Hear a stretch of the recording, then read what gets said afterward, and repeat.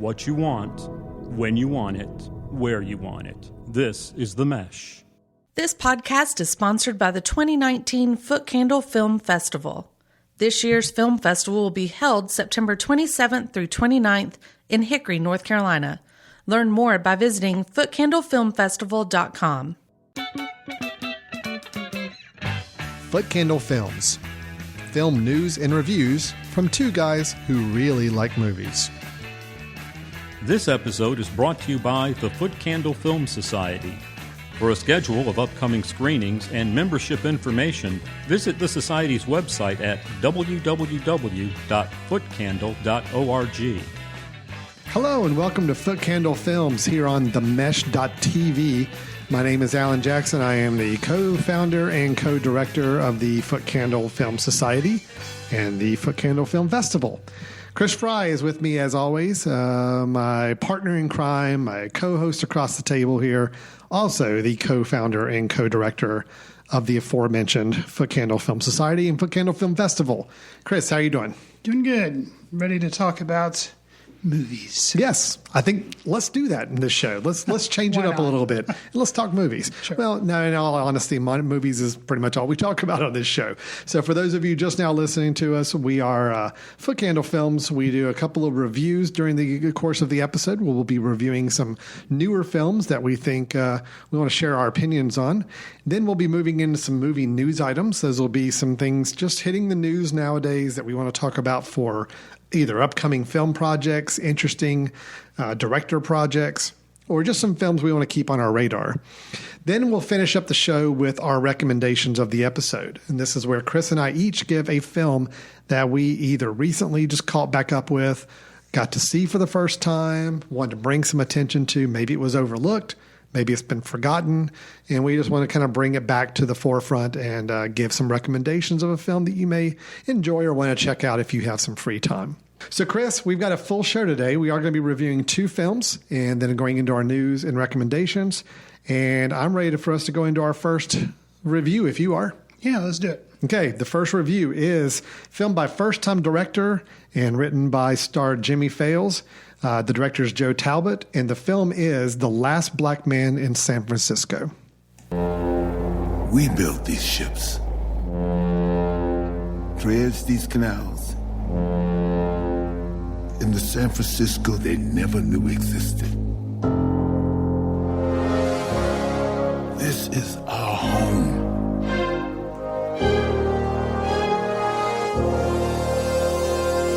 You two stick together.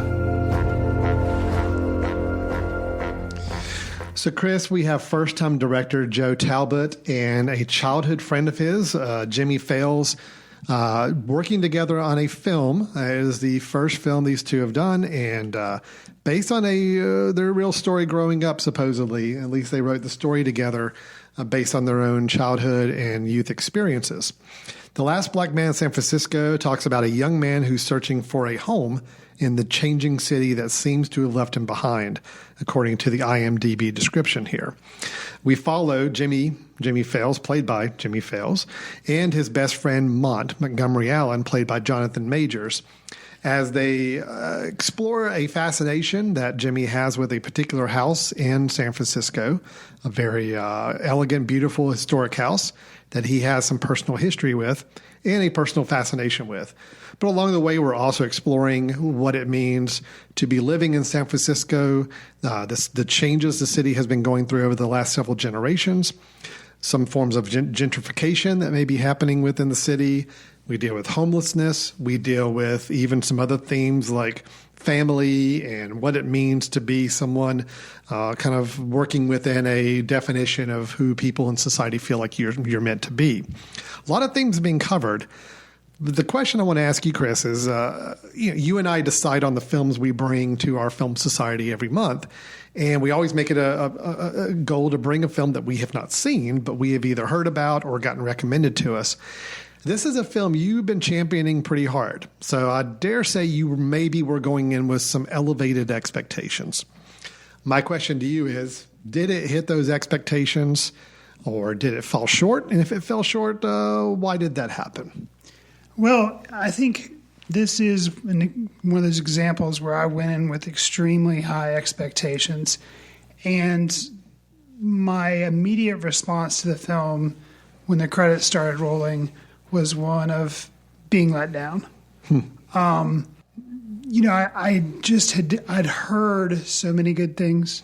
The trailer, which you played a little bit of, but of course our viewers did not see it, for this is audio-only podcast. But the cinematography in the trailer, the music in the trailer, the editing of the trailer, just everything seemed to be clicking. So I was expecting to have a Cloud 9 experience, and I didn't quite have that. However, as I have sat with the film, not even for 24 hours yet, it has kind of stuck with me. Mm-hmm. So it's not a film I will dismiss or say I didn't like. It's just it kind of fell short of maybe what I was hoping it would be. But something that definitely lived up to the expectations that I went into the film with was the cinematography. Mm-hmm. I think the cinematography in the film is amazing. It's kind of a complex love letter to San Francisco. I say complex because it does showcase all this exquisite architecture and a lot of pretty scenes with like the bridge and things, but it also documents the wide disparity between the haves and the have-nots, which sometimes is not very beautiful. So it's not like it's a total postcard, rose-colored glasses, nothing's wrong with this area, but it also doesn't just make it look dirty, dingy, and depressing. So it walks the fine line, and the cinematography just throughout was outstanding and really kind of did live up to what I was expecting. Expectation-wise, your overall impression, how did you come out on the film? Well, I did not go in with quite the expectation level you did. And I've seen it twice. And I do think that has an impact. Okay. I love this film. Okay. I think it's beautiful. I think it's raw and emotional, but also stylish and quirky. Has a lot to say. I do have a few misgivings that we'll talk about in a little bit, as I'm sure you probably do as well. Some things I felt like maybe it wasn't as focused and had a lot more themes trying to pack in than maybe it was really warranted to do. But everything else worked for me. Performances, cinematography, as you already mentioned. The tone of the film was so fascinating to me to vacillate between just raw and abrasive and kind of angry to really soft, sweet, and emotional, and just it really worked for me. It was a very unique film. It is uniquely paced. It's uniquely toned. It sounds like you had the experience I was hoping to have. Yeah, I think we kind of had a little swap there. So yeah.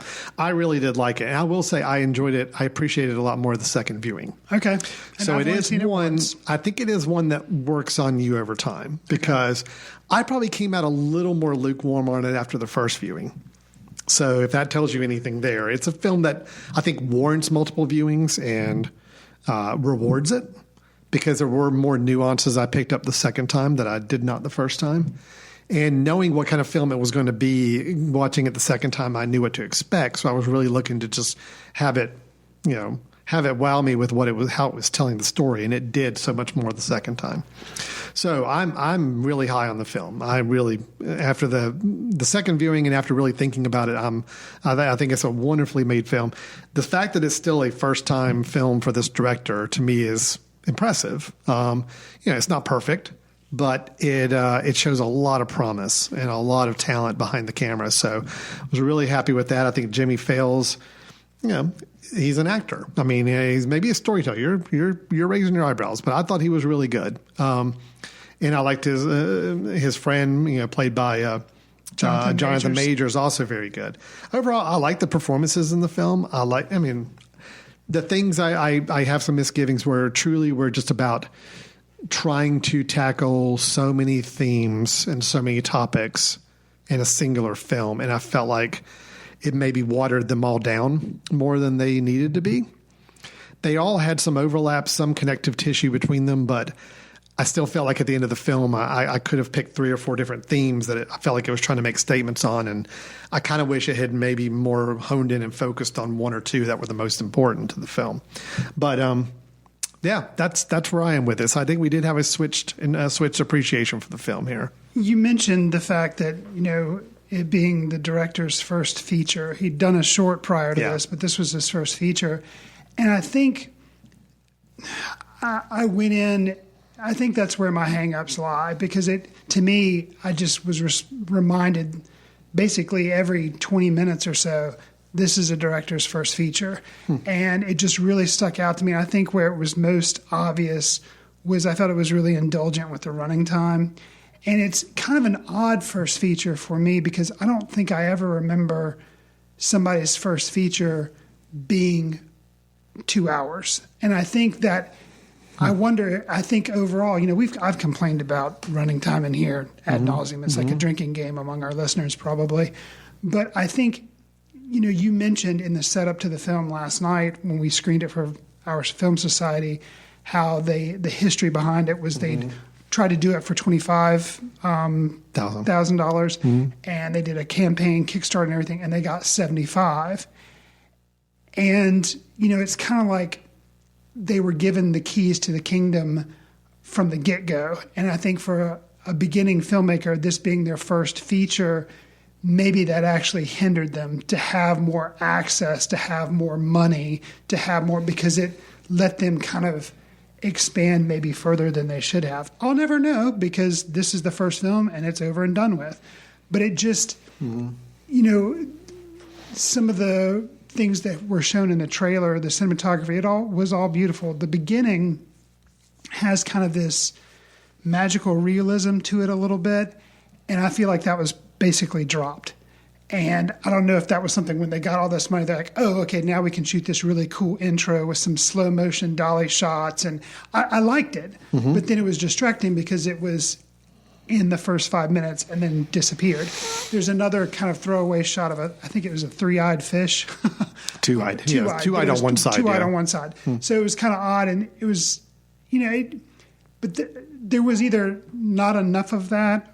I guess I'm saying there wasn't enough of it, so like either strip it out or put more of it in. And it just, because I really like magical realism. Yeah, so I felt like there were some other moments that started to flirt with that idea a bit.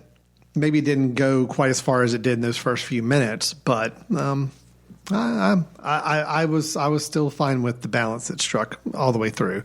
There are a few moments, I'm not going to spoil some scenes later in the film, but even a moment, probably in the latter third of the film, stepping off of a bus to a smoke-filled environment, which, they kind of give some explanation of where the smoke's coming from, but it leads into a scene, an encounter with some of the other people that are always hanging out on the street there. I had little moments like that where they tried to bring in some of that more fantastical elements of just not quite knowing what's going on and not knowing how you're supposed to feel on things. I think they hinted at in a few other places, maybe not as overtly as they did in that first 5 minutes. Yeah, but I guess that just didn't hit and resonate in the same way and didn't work for me. You mentioned the acting in the film. I felt like it's tough to say because this is one of those films that, although it is not in the mumblecore genre like the film we reviewed last week, The Sword of Trust, but it's where dialogue doesn't really seem to be that important for the most part. And it's just kind of like throwaway. I mean, there is some, of course, it's not like a silent film, but there's not a lot of conversations. This is not a Tarantino film. You're not going to latch on to a lot of conversation. I'll get to one or two phrases that did end up resonating with me, but overall, there wasn't enough moving the story along for me. There wasn't enough plot. It was over 2 hours. There weren't interesting dialogue. Literally, the cinematography is what kept me interested. Wow. The acting, I felt like it wasn't bad, but because there wasn't a lot of dialogue going on, I actually felt like Jimmy Fails, although he's fine, he was just very flat. He wasn't really giving me anything. Wow. The one person that I will say that I was moved by or really noticed was actually the guy who plays Montgomery Allen, Jonathan Majors. And he did an amazing job because all throughout the film, he's this kind of a little bit of a soft-spoken, eccentric playwright who's a longtime friend of the lead character. And I don't know, something about his performance seemed a little bit too mannered or seemed a little bit too affected or something. But there comes a point where this playwright puts on a play.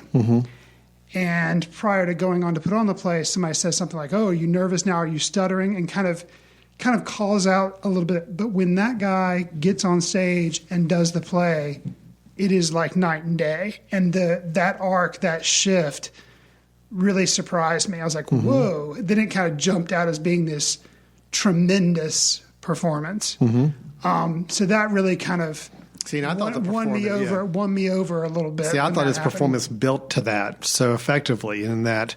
And maybe if I'd seen it a second time, I would have interpreted some of the stuff that I was having misgivings about early on that way. But it didn't really hit me, the bravado of the performance, until I got to see that culminating event. And then I kind of realized, oh, wow, I've been misjudging this actor and misjudging this character throughout the film. So. Yeah. It's, yes, it is. You can tell these are not actors that have been acting for years in big studio pieces before.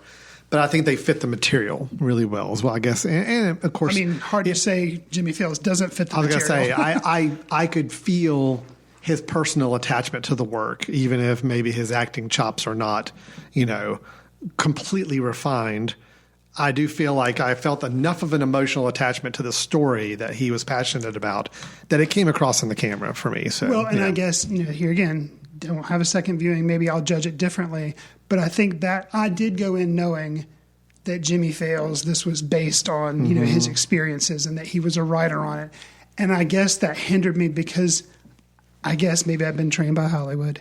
I wanted a stronger performance. I wanted something. Yeah. And I felt like it was very flat. And so I guess the whole nagging thing in my mind the whole time was, it's a shame he didn't step away and put somebody else in this role. Because I feel like sometimes maybe there was a disconnect. Maybe too close. There was a disconnect. Yeah, because maybe he was too close. He was worried about, even though his friend was the one directing it, maybe it was too much going on. But there again, it's a first feature for him as well in acting, correct? Yeah. So I think maybe he was in the short film that Joe Talbot did as well, but his first feature, I believe. So well, I tell you, I'm a big fan.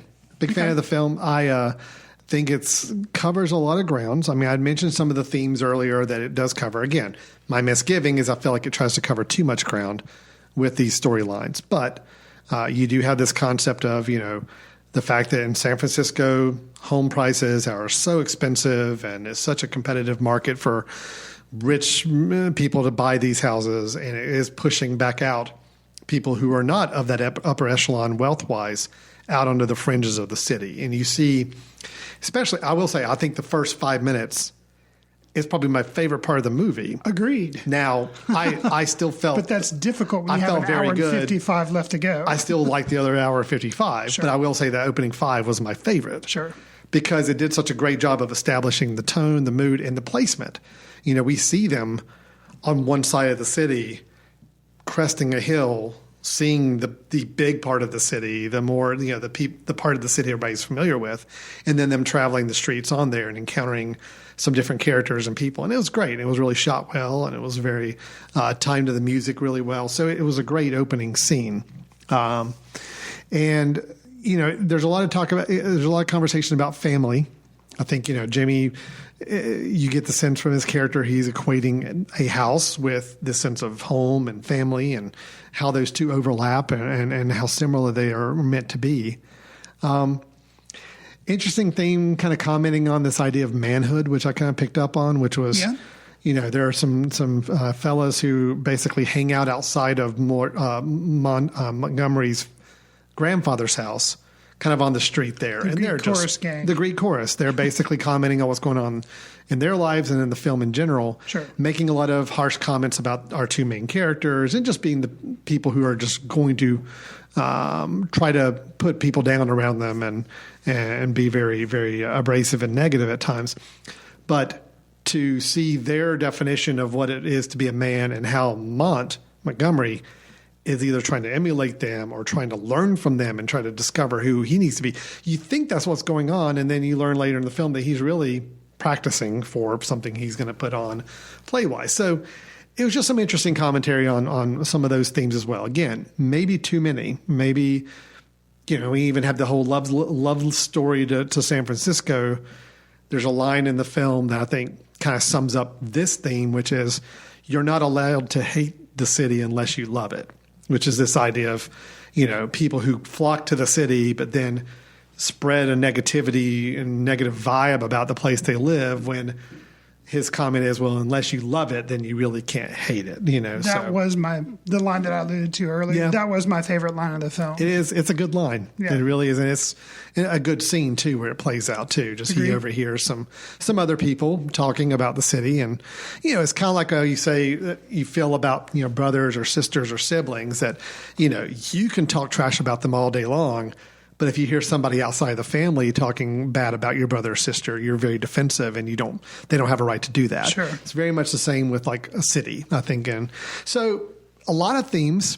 I do wish maybe it had honed in on a couple of them and really focused on those instead of trying to bring everything in. But I almost feel like it was hey, we've got this chance to make this film, and here's everything we want to say in the film. So let's try to say everything we can in 1 2-hour film.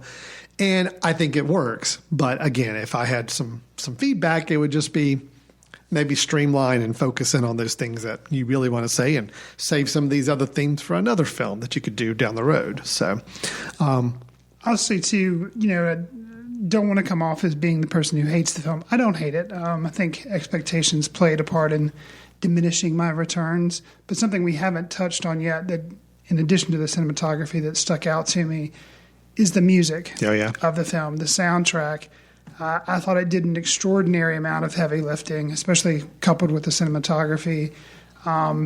It was awesome. I thought, you hear one of the songs in the trailer, kind of this mournful instruments playing. They did a really good job with it. And I think we mentioned that opening sequence, but then there's some shots of I guess for lack of a better term, a street preacher who's actually not preaching on like the gospel, but actually kind of what's being done to the city and what's being done to some of the people of the city. That was really effective to me. Also, I'm wondering what you thought about the shots, some extended skateboarding shots, gliding down the streets. It really reminded me of something from last year, a documentary Minding the Gap that won the Academy Award. Sure. It just really was very reminiscent. Well, of that, it's that in a good way. But added to the fact that San Francisco just has such a unique topography, and with the hills and the world famous kind of the steep inclines on the roads. So seeing people having some great skateboarding shots and putting them in that environment was also fun to see. So nicely done as well. I will say there was I always like to kind of call out whenever I think they really nail a scene that worked for me. Okay. And, it could have traipsed into overly schmaltzy sentimentality, but it worked for me, and it worked both nights I saw it. Actually, the second night I was really looking forward to seeing that scene. There's an act of violence that is off screen that we don't see, but it affects a character in the film.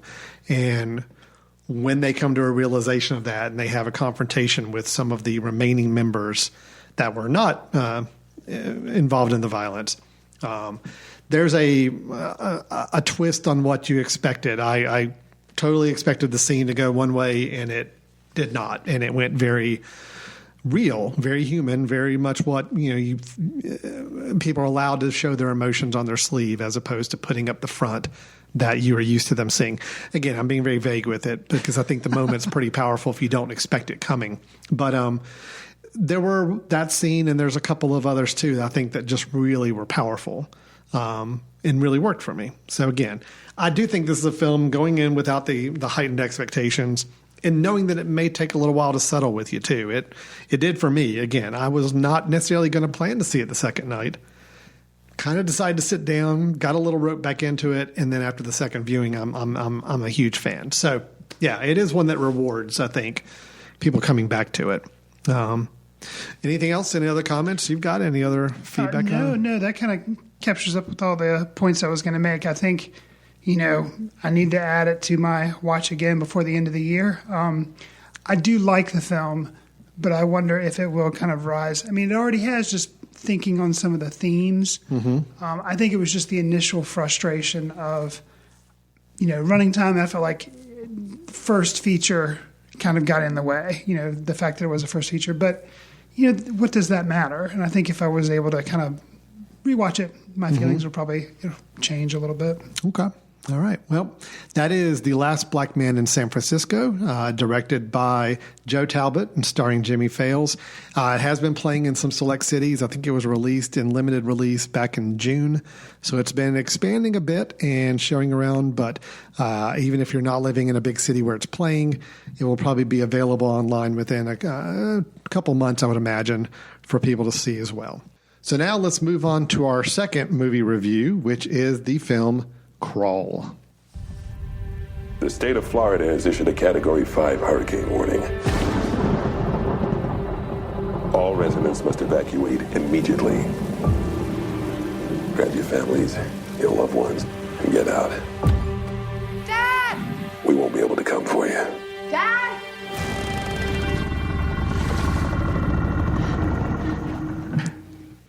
In Crawl, a young woman, while attempting to save her father during a Category 5 hurricane, finds herself trapped in a flooding house and must fight for her life against alligators, as you may have guessed if you've seen any of the trailer or from what you just heard. This is the first film that I've ever seen by Alexandre Aja. He has done other horror-type films. He actually did a film called Piranha a couple of years ago. I've never seen it. But Piranha 3D, I believe, right? Okay. Yeah, it was Piranha 3D. So I don't mean, it was a third of the series. Okay. So Mr. Aja, he is known for doing, horror type genre films. This one, it is kind of a creature feature. In the past, Alan, you kind of talked about creature features that you've liked with varying degrees of success, like Godzilla, for example. And this movie, it is what it is on the face. It's a movie with an alligator chasing after people. Pretty simplistic. I think in general, these animals are not talking, which would kick it up another notch because Alan likes talking animal movies. I do like talking animal movies, but no, these do not talk. So. How was your time with Crawl? I had a fun time with it. It is what it is. It is. It takes place in somewhat one location, although they branch outside of that one location a few occasions after you get through some setup at the beginning. You really have to evaluate a film like this on did it do what it was set out to do, which is give you a scary, intense situation with killer crocodiles. And by that definition, if I'm not looking for anything else, if I'm not looking for any outstanding performances, I'm not looking for any character development, I just want thrills and scares and a interesting location, meaning underneath the house of this house. I think it succeeded in that. So I actually had a pretty good time with it. I thought it was relatively scary, and intense at times. I thought got to be a little brutal at times, which again, I think kind of matched the genre they were going for. Yeah, there were problems. Yeah, there were things that did not work as well. But as an overall experience, I would give it a very slight pass to others. So slight pass. A slight pass. I mean, I'm not going to recommend that everybody goes out and sees this film because, it's not for everybody. And it's pretty much on the surface. If you see the trailer and you like what you see, okay, I think you're going to have a pretty good time. If you're looking for something more, it is not there, and you will not get it. So I will give that a pass by that definition. So, Chris, how about you? I got a feeling you and I may be on different poles on this one. So, as much as I wanted to, I like to surprise myself. I don't typically go out to see horror movies, or I don't, or thrillers. They're just not my cup of tea, not my cinematic cup of tea. You'd mentioned this film. I could tell you were excited about it. I was like, you know what? Sure. It's summertime, an action film. I just actually recently been down to the coast of North Carolina. So I was at Hilton Head. We saw signs saying, be careful of the alligators. So, yeah. I was like, you know what? This could be kind of a fun movie. And I wish I had fun, but I really didn't. The most ingenious thing about the film for me was the fact that they called it Crawl, and it takes place in a crawl space underneath the house. Outside of that, and there are alligators crawling around. Outside of that, I was bored. And, in an action movie, in a horror movie, whether or not you can believe what's going on, whether or not the acting is good or bad, you don't want to be bored. You don't want to ever be bored in a movie, hopefully. But especially in like a movie that's set up like this, I don't expect to be bored. And when I am, I'm really disappointed. The opening of this movie, you talked about how, setting the scene, and then it does go down to a crawl space. Mm-hmm. But the kind of setup I found pretty interesting. And actually the opening that is at a swim meet at the University of Florida, I thought it was really stylistically shot, kind of the way they would put the titles and things up on the screen. I was like, whoa, this is not what I expected. This is going for something. Hooray. I was like, awesome. I kind of got excited. And then after that, things kind of started to drop off. And then once we got into the confined space of that basement, I just got bored. I did, and you talk about being, with this type of movie, scared or find it thrilling. The original first time the alligator kind of jumps out, yes, I did jump out of my seat. But other than that, I just felt that the action was pretty much redundant, and I was bored. Okay. So I can't say I was bored.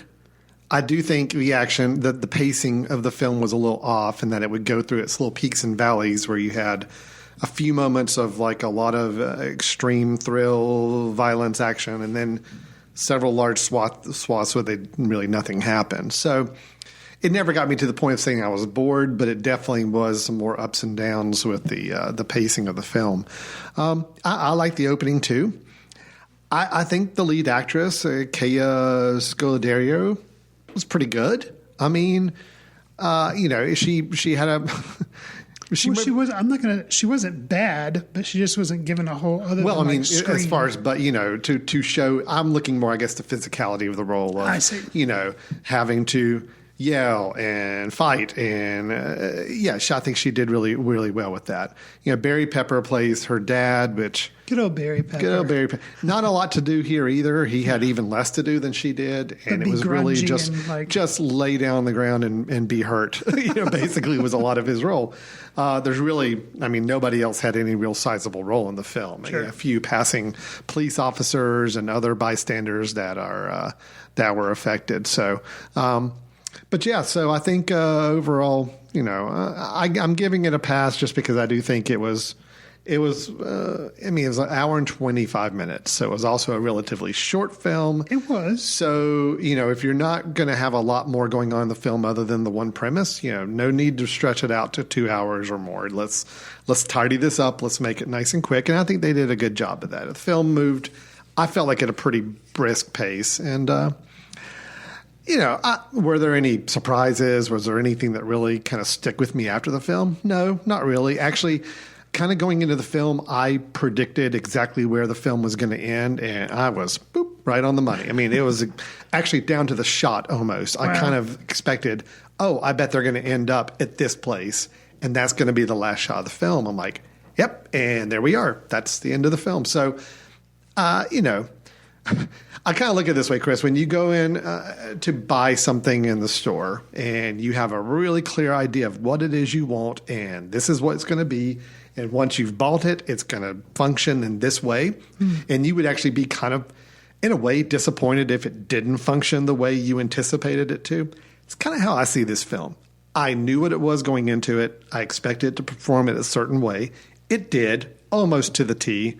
It ended exactly how I would have predicted it to end.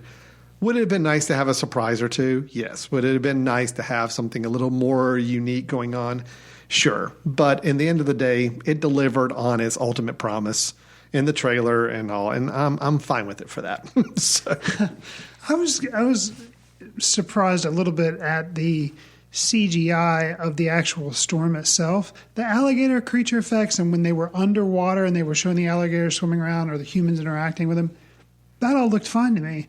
But what I was surprised about is how specifically the sky just looked really, really, really fake. And I don't know if it's because they had to blank out like airplanes flying around or actual cityscapes and had to blank that out and put a storm there and make it in this neighborhood, supposedly down in Florida. But it just really bothered me. Anytime they showed outside, not in the early part when she's like traveling to the house, when they're like blocking off roads and stuff, that was fine. But something about showing the sky and showing outside the house, it just looked really interesting, really fake to me. Didn't really notice that. You talk about alligator effects, and I'll say when the alligators are underwater, swimming and more in a natural, yes, I thought they worked really well. I will say that, when even the first time we see the alligator, it's a little rubbery. It's a little, I don't know if this is as naturally as the alligators would move in these situations. Sure. But again, I think you kind of have to give the film a little bit of that because they had to turn these creatures. Alligators are typically, they're the kind of animals when you see them out, they don't really look like they have a lot of expressiveness, in anything. They're very statuesque, in a lot of times. So you had to add a little personality to the alligators in a film like this, and I think they did the balance pretty well. The animation wasn't bothersome, and I didn't feel like it hurt the film at all. But if you really wanted to focus in and get nitpicky on it, it was a little shady in a few places. But overall, I had a good time with it. It was an hour and a half. It was fine. It was it had some decent, fun little thrills here and there that I liked, and but pretty predictable, pretty where I expected it to go. So. Yeah, the camera work, some of the camera work underneath the house, creating this sense of a tight space. I did admire that. Mm-hmm. I thought they did a good job of trying to provide various angles and various, ways of attack for the crocodile, or just, keeping it visually interesting as much as they could, staying within the space. But I guess where a little bit of my letdown came from is you are boxing yourself in when you put in this confined space type idea. For an example, another movie that uses this idea, not with a crocodile, but it was a movie called Don't Breathe that was actually produced by a guy who produced this film. Mm-hmm. And that was a home invasion thriller. Mm-hmm. And basically people go in this house and they can't get out and all this kind of stuff happens, but they're confined into the house. But they thought up of enough different ideas to kind of keep things fresh. Okay. And that was it with this movie. It was like, other than, there's some eggs down here. And that, that's even hinted at in the trailer. But it doesn't go far enough into an area of interest with that. There is something that at one point you see some people across a street that are looting because of this hurricane that's going on. And that potentially could have provided some interesting thing as trying to use them as rescuers. So there was possibilities, but the film just wasn't interested in that. No. And that's fine. But it's like I kind of, from the beginning of the movie, the fact that they had set it up with that really cool swim meet idea, and you're like, oh, okay, this is gonna try to achieve something. Yeah. But then just to dash my hopes, I was irritated. And like the scene where you see those people shoplifting or looting, you're like, oh, they're gonna try to do, but no, they're just not interested in that. No, they're red shirts. So just not necessarily tone of the film. Yeah. Except for, and if you're going into the movie, when you watch The Room, you kind of know, okay, this is a low budget, B movie or D movie. Mm-hmm. And with this, though, I just didn't get that feel. And when they cut to the song with the credits at the end of the movie, that was so... It was like this happy-go-lucky. I can't remember the name of the song. It's See You Later, Alligator. There you go. Yeah, and it's just, Bill Haley. Yeah. And I don't know, just really, it was kind of like the last, we got your money type thing. That's what it was to me. And I was like, yes, you did. Yeah, I actually thought, I kind of chuckled when that came up on there. I'm like, oh, okay, yeah. And see, if that's the type of film that had been all along and it was making on purpose trying to get you to roll your eyes at coincidences or things like that. Yeah. No, and then to have that kind of campy song, it just didn't fit for me. Again, I had a good time with the film. It is what it is. Not anything I really need to see again. And if people ask me for a recommendation on it, the whole stipulation I'm going to use is, watch the trailer. If you like this, if you want to see an hour and a half of this, Sure, check it out. I think you'll have a good time. If you want something more than what the trailer's telling you, something that strives for greater ambitions, then you're not going to get it. Just don't even waste your time. So that's kind of where I am with that.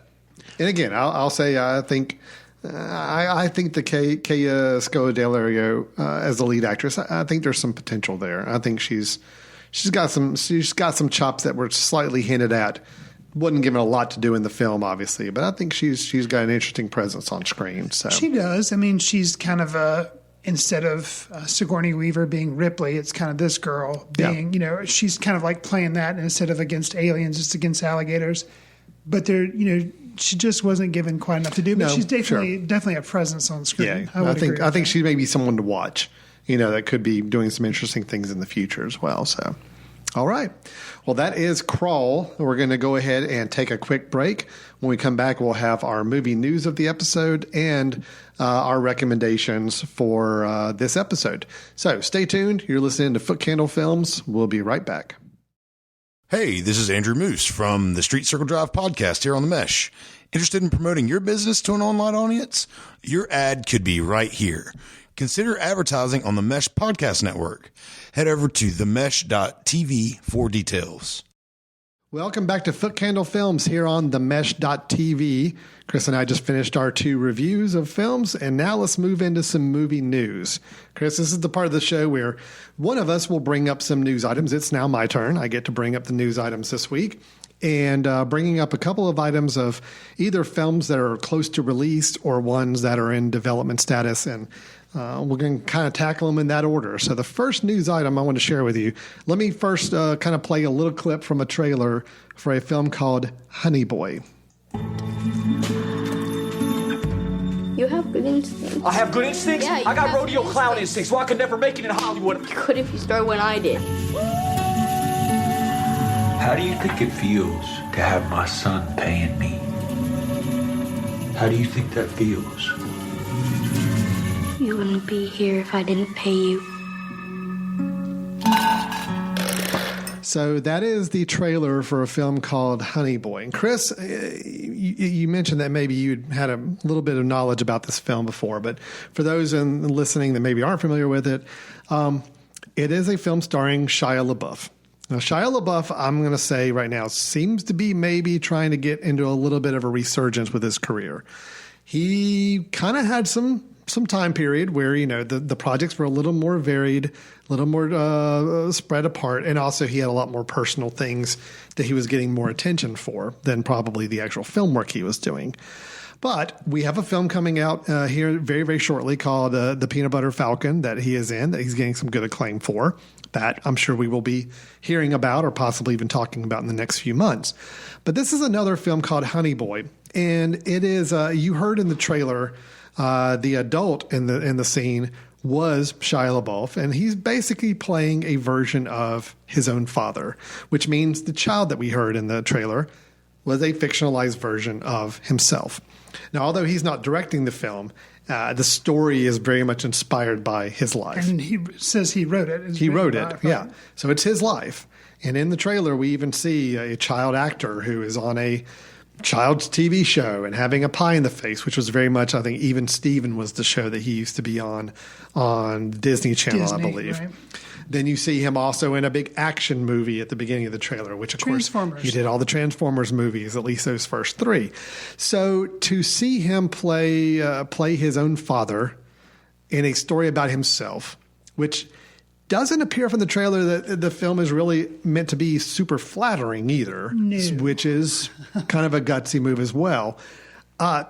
Has this piqued your interest? Have you got some interest in the film now after kind of seeing and hearing about it? I am interested. I think Shia LaBeouf, some of the stuff that he's done that has, not the Transformer stuff, which I could care less about, but some of the stuff that came after that, he was in both parts of Nymphomaniac, Lars von Trier's movie, which I saw, which was interesting. He's done something else, I think a film that was, American Honey, he was in that I saw. Yeah. So, and then just the stuff that he's done kind of random. It was kind of, who's the guy that Man on the Moon was about?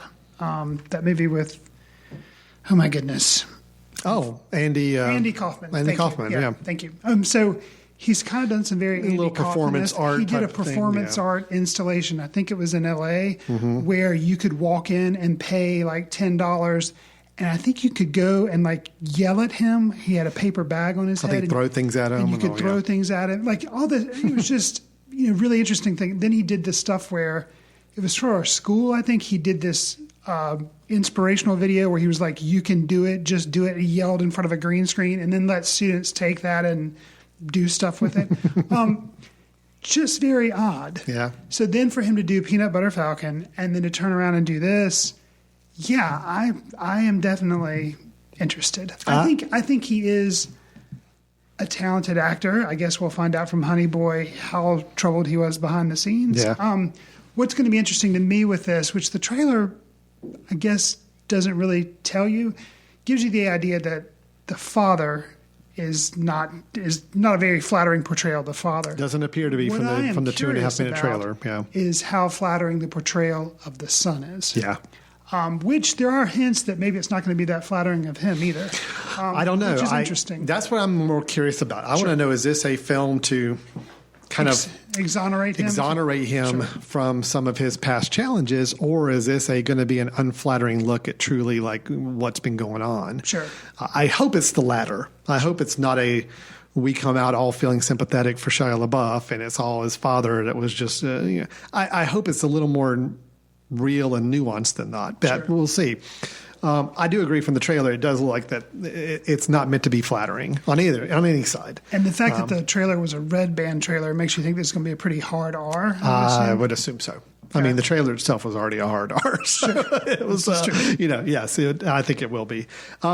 It's coming from Amazon Studios, which means that, yes, I think it is playing at, festivals and getting all some attention there, but there's a good chance that it might actually show on Amazon quicker for people that don't get to see it in some of the big cities, because I'm sure it will not be probably a big wide release film. Gotcha. So kind of interesting. And I'm not really familiar with hardly anybody else associated with the film, even the director I'm not. Only other one is FKA Twigs. Are you familiar with her at all? She is a dancer and singer, very talented. Apple did a really stylized commercial with who was the director? Shoot. Being John Malkovich, director. Spike Jonze. Spike Jonze. Yeah. Spike Jonze did almost like a 2-3 minute music video commercial for when the HomePod came out, the music system they came out with. She was the dancer, the lead in that short film where she's dancing in her apartment, and then her apartment kind of expands into a big color tunnel, and it was a really cool film. Okay. But that was her, and she is going to be featured in the film as a neighbor and friend to the younger kid. So that's the only other names I'm familiar with. So it really seems to be Shia LaBeouf, and that's the only name associated with it, but it should be. I'm very curious about the film itself. I wonder, the kid actor who's playing young LaBeouf, is this his first film? I wonder. I'm not sure. I'm not familiar. Not sure. Oh, Lucas Hedges is playing him as the older adult, as the older man, the one we saw in the trailer, sure. The one in the action scene at the beginning. So, okay, Lucas Hedges, he's Manchester by the Sea, several other films he's been in. So that is a bigger name there. Noah Jupe is him as the younger one. And the only other film he was in A Quiet Place. Oh. The John Krasinski's film. Yeah, so, sure. So we got some other actors in there. But anyway, interesting. Absolutely. I am interested, and I love films about behind the scenes Hollywood, behind the scenes with actors or people in the film industry, and this looks like it could be an interesting one. Sure. All right, let me move on to our second story, and this one it's really interesting to me. Disney. Have you heard of the Disney company?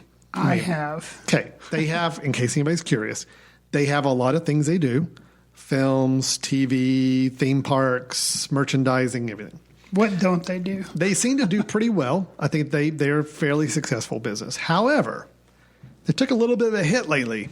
Their streaming service? No, not yet. No? The streaming service, I think, actually is going to be very successful for them. No, they actually had to suffered a Q3 loss, believe it or not. This is the same company that's put out The Lion King. They've put out the Marvel movies, like the biggest movies this year. Avengers Endgame. Yeah. However, their film area did take a loss, mainly because of three little letters, F-O-X, Fox. They bought Fox Studios. That was finalized earlier in the year. Gotcha. Fox was the studio that released a film called Dark Phoenix, the X-Men movie. Right. Which lost a lot of money. Right. There are some other Fox movies that did not do very well. Basically, they absorbed all that into the mix. So, thanks to Fox. So was Disney. Fox made a crappy Dark Phoenix just to kind of get back at Disney? I don't know, but it worked if that was the plan. So Disney announced just this week that since absorbing Fox and suffering that loss and they're saying filing that, for bankruptcy. Right? Yes, they're shutting down. No, they are. They basically said, we've just had to redo the whole Fox lineup of films that were in development. Okay. So they've scrapped a whole bunch of films that were supposed to be underway. Fox was already in early development on these films. So we're going to be seeing documentaries of all these frustrated filmmakers. Possibly so. Okay. And some of these projects were kind of interesting ones. Okay. So it's a little discouraging. Now, that's not to say they couldn't come back and be retooled and redone, but they're basically wiping their hands and saying, you know what, these Fox properties that we don't feel like are going to, that we didn't have our hands in from the beginning, we're just going to shut them down. Okay. So you had a couple of interesting films. There was actually going to be a film called Mouse Guard. That was going to be a adaptation of a comic series with Matt Reeves on board as a producer. He's the one that's going to be doing the new Batman movie. Okay. And included Idris Elba and Andy Serkis in the film. So that one's shut down. But not animated. It was a live action. That may have been animated, actually. Oh, okay. I mean, it's about a bunch of mice, so it might have been animated. Mouse Guard. Yeah. Gambit, which is an X-Men superhero character. For the longest time, Channing Tatum has been attached to play the Raging Cajun. That is his nickname. And he throws cards. He throws energized kinetic playing cards. Okay. Just got to clarify that. I just don't want people to think there's a superhero out there that just takes a deck of cards and just throws them at people. There is a little more to it than that. Okay. But Gambit was in development at Fox for a long time. Now, granted, Disney now owns the whole Marvel universe, which includes the X-Men, which includes Gambit. But they still said, you know what? This one, it's been in development for too long. We've spent a lot. Fox has already spent a lot of money on it. We're just not going to deal with it right now. So, done. Channing Tatum, sorry. You got to find some other way to get your passion project off the ground. There's a film called News of the World that was going to be Tom Hanks, directed by Paul Greengrass. Interesting. It was based on a best-selling novel. It tells the story of Captain Jefferson Kyle Kidd, a precursor to modern-day newscasters, and a 10-year-old girl he has been tasked with reuniting with her family. That's not going to happen under Fox. Now, it does sound like it's being moved over to Universal, so it may still happen. But still, Fox, Disney, Fox is saying, no, we're not interested in the latest Tom Hanks film. And then there's also the other Fox Marvel films that have been kind of kicked around that are just, everything's just being kind of stopped. It's just like, all right, Disney's kind of just doing a recalibration and saying, we're gonna wait and see what shakes out down the road before we let too many of these other projects go forward. Now, a couple others I thought were kind of interesting that still sound like they're going to go forward. Steven Spielberg is doing a remake of West Side Story. That was going to be... I'd heard of that. That was going to be under Fox, but Disney has said, we'll take that one. So they are going to be now doing it under the Disney banner, it looks like. And then, because we've all been clamoring for it, a Kingsman prequel. Oh, thank goodness. Called The Great Game is also one that they say, we'll stick with that. Let's keep that going. Disney's going to do that? Yeah. Hollywood Reporter's claiming that some movies that are all but guaranteed to move forward at Disney, including the Kingsman prequel and Steven Spielberg's remake of West Side Story. Did you ever see the second Kingsman? I did not. You saw the first one? I liked the first one. I thought the first one was okay. It was good, dumb fun. I liked it. I like spy movies. I like the spy genre. But I heard the second one was just too far gone. It was the first Kingsman was just butted right up against the line where I would say, yeah, no, I don't like this anymore. It just tiptoed up to it, but I hear the second one went way beyond that line, and that's where I'm not interested. So, fair enough. And I know there's a third one coming out like soon that I have no interest in at this point. So anyway, just interesting how, you know, several high-profile films are just shut down. And we all have Dark Phoenix to blame.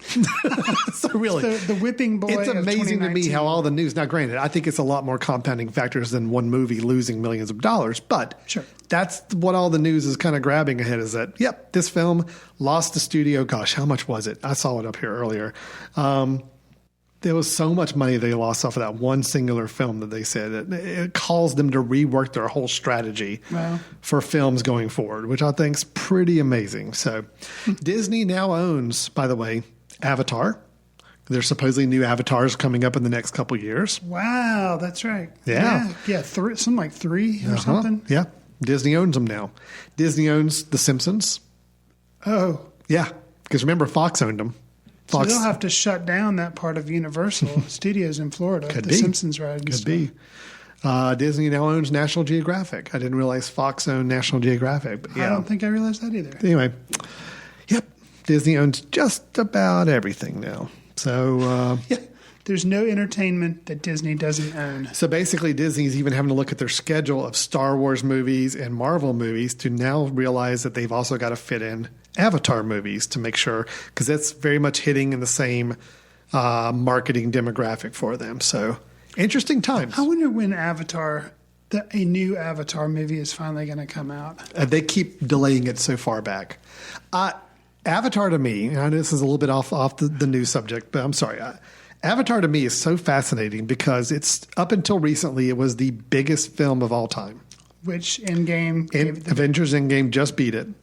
But still, to be the biggest film of all time and probably the least talked about, least revered blockbuster of all time that I can think of. I mean, really, I don't know anybody who says, I loved Avatar. I cannot wait for the Avatar sequels. You don't see a lot of people wearing shirts with it or posters out or none toys still being... No, it's gone. Absolutely not. It's amazing, but yet there's now 3 more films in development for James Cameron. I'm just going to go ahead and say, if that first one, the first sequel that comes out, bombs, I think we're going to hear a lot more red tape cutting of down of projects from Disney at that point too. But supposedly James Cameron was working on them all like kind of together. So it's not it was kind of like a Lord of the Rings type thing. Right. I don't know. That's a big gambit. And I know the billions of dollars that the first Avatar made are really enticing to the studio to say, yeah, we got to keep doing this. But it's been what? 8 years? Well, 7 years? Disney has an Avatar ride now. They do at the Animal Kingdom park. But I mean, it's been so many years since Avatar came out. And it was already pretty forgettable after it was done anyway. So I don't have a good feeling about the sequels. I think the sequels are going to be, not to say whether they're good or not. Sure. I just think they're going to be really bad business. My personal prediction. Okay, that is all the news I've got. The Shia LaBeouf resurgence. And then the whole Disney Fox acquisition and the cutting of the slate of films due to that. Is this going to be the year of LaBeouf? It could be. I mean, it could be. I don't know. I mean, I agree with you. The guy's done some interesting projects in over the last several years. But while he's been doing those sporadic, interesting projects, he's also had the personal travails going on. If this is him trying to wipe that slate clean and say, look, I'm focused back on my film craft and here's what I can do. And he's turning out some good projects. Could be interesting. Yeah. Could be very, very interesting. Chris, we're at the part of the show where you and I give our recommendation for the episode. We both pick a film that we've either caught back up with recently or just want to remind people about, or one that's maybe online that nobody's heard of yet, and give that recommendation. So, Chris, how about, since I did both the news items, why don't you start us off with the recommendation for this episode? So I'm going to recommend a movie that probably not too many people have heard of. It's about a woman who's forced to go on the run when her superhuman abilities are discovered. Years after abandoning her family, the only place she has left to hide is home. That is the summary given by IMDb. The movie is Fast Color. It stars an actress whose name is a lot of fun to say, Gugu Mbatha-Raw. And David Strathairn's in it as well. Gugu Mbatha-Raw plays the lead character in the film. She plays Ruth. This is a pretty interesting film. You know, it seems like something that would be at home in like the doomed X-Men franchise, I guess you could say. But it really centers around family. And you can tell it's an independent film, doesn't have a lot of stars in it. The effects are not what you would see in probably Dark Phoenix that had a lot more money to make. But I thought it was worthwhile. And it's one of those films too that I liked it. Obviously, that's why I'm recommending it. It kind of leaves itself where it could be open for a sequel, but I really hope it doesn't have one. I kind of hope it's its own self-contained little thing. And interesting too, the leads are African American, so it's kind of like it's kind of like a independent Black Panther, if you can imagine that. Not that it's different, as far as having African Americans at the center of the film. And the genre would be sci-fi. It's still semi-unique. So that's my recommendation is Fast Color. All right, here's a little bit of the trailer of it, too. This woman can affect the energy of the earth. Ruth, we can help you. There are tests we can run.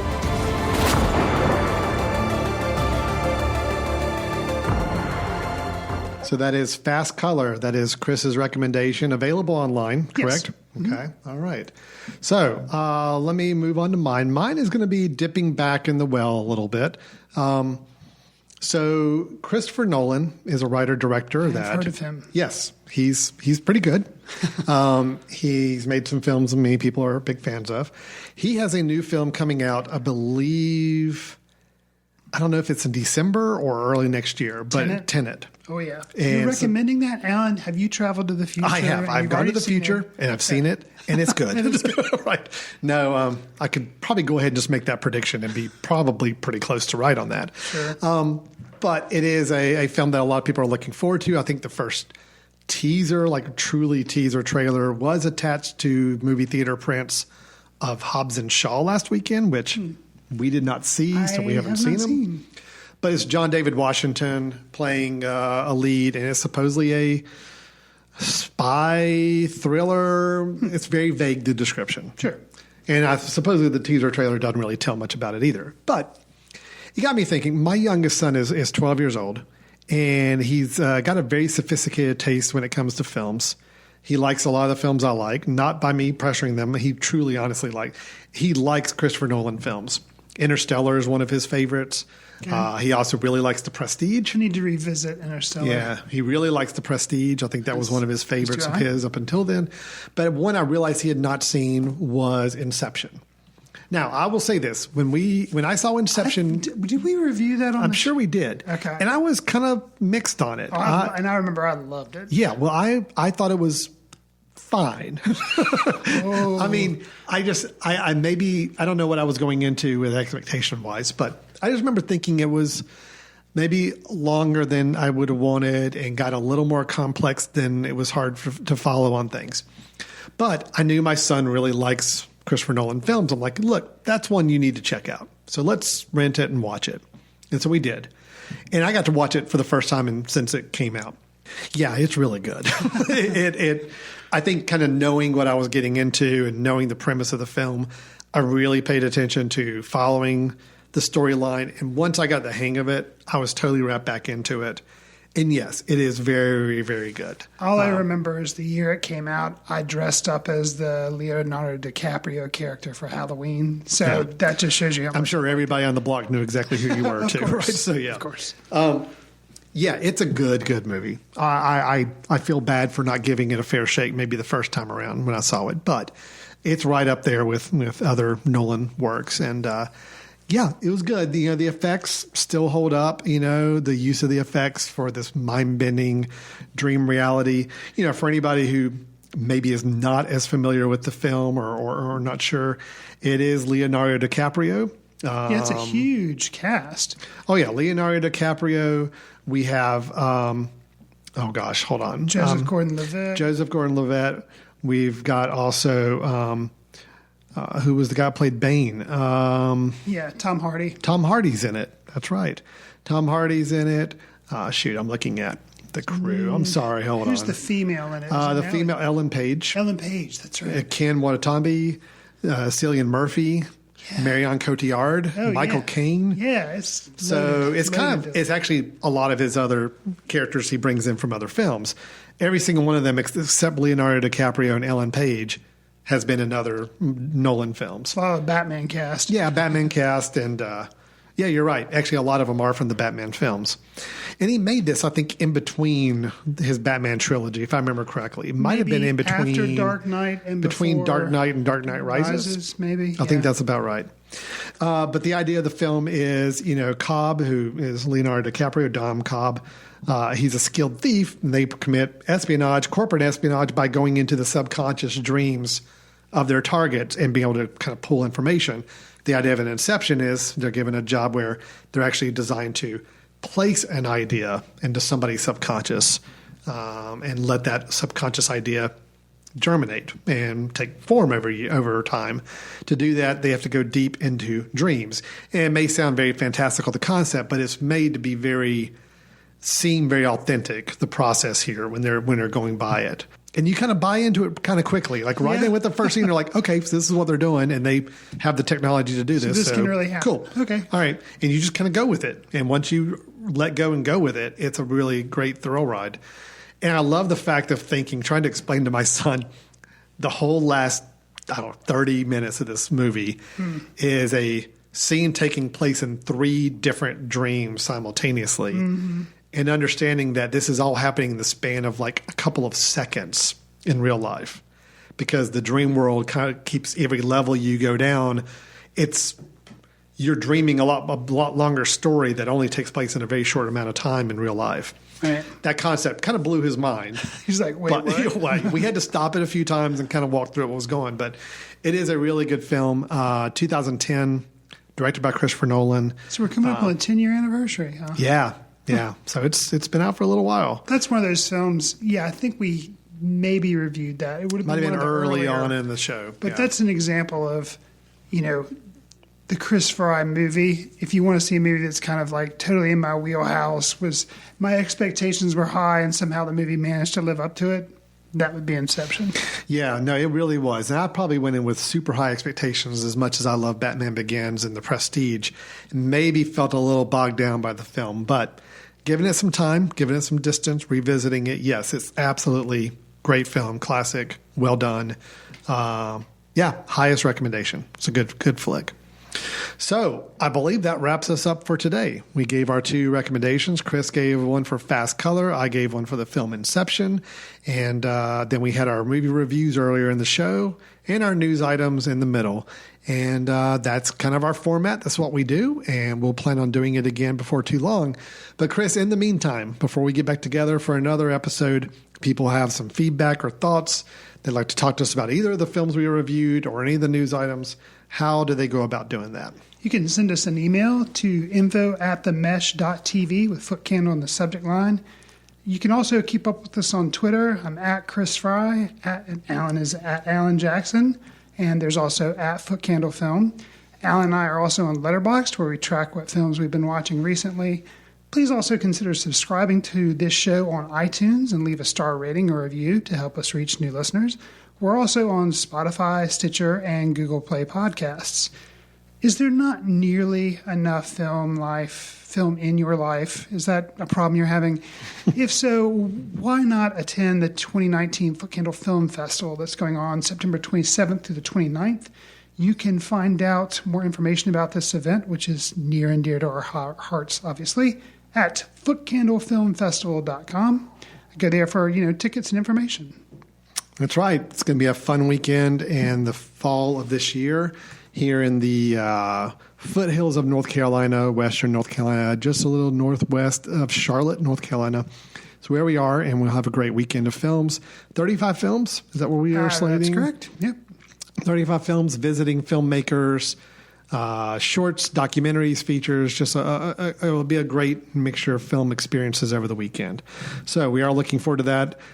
Chris mentioned the website to go to, but drop us a line. Let us know if you're planning on coming to the festival weekend or buying tickets, and we'd love to make sure we connect with you while you're in town.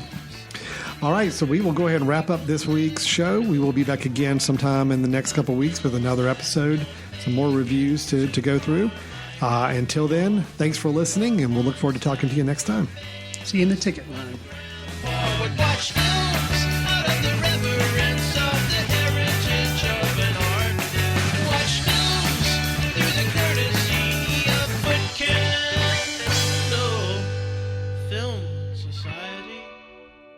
Special thanks to Carpal Tuller for the show theme music.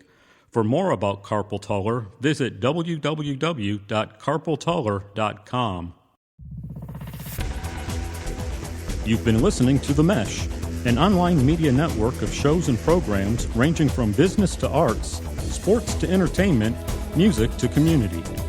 All programs are available on the website as well as through iTunes and YouTube. Check us out online at themesh.tv. Discover other network shows and give us feedback on what you just heard.